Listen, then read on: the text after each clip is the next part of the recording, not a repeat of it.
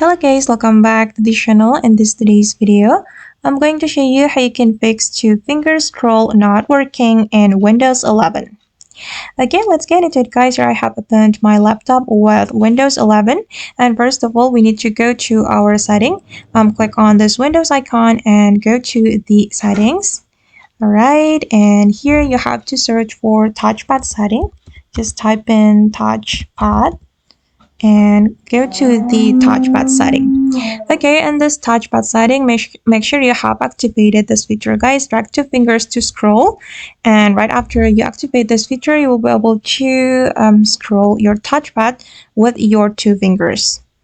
And if you have activated this feature on your laptop and then the two-finger scroll is still not working, I recommend you to update your driver.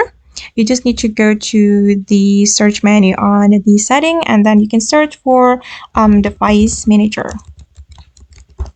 Okay, go to the device manager and select the mice and other pointing devices. I recommend you to update your driver.